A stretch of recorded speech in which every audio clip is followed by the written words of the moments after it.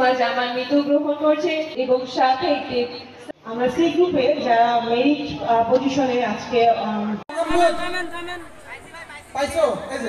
Universal concept of mental arithmetic system বিশ্বের প্রায় 85 দেশে অত্যন্ত সফলতার সাথে কাজ করছে।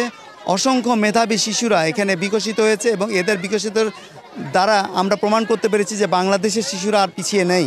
আমরা গোল্ড মেডেলিস্ট হিসেবে বাংলাদেশের নাম বিশ্বের বুকে অর্জন করেছি, যেখানে 116 কান্ট্রি অংশগ্রহণ করেছিল।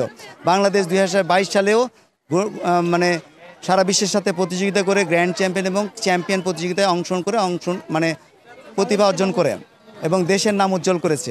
আজকে আমরা রাজশাহী বিভাগে কমপ্লিট করলাম।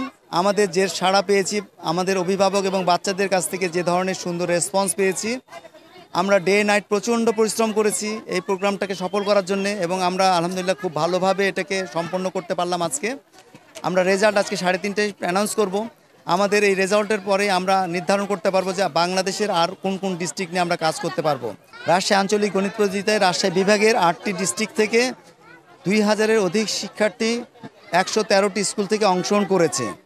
এই অংশগ্রহণকারীদের মধ্যে অনেকে অত্যন্ত জিনিয়াস, আবার অনেকেই দেখলাম পরীক্ষার খাতায় তেমন কিছুই লিখতে পারছে না। আমরা চাই প্রত্যেকটা শিশু যেন এই প্রতিযোগিতার অংশগ্রহণ করার মাধ্যমে তাদেরকে আরও বেশি সামনের দিকে এগিয়ে নিয়ে যেতে পারে।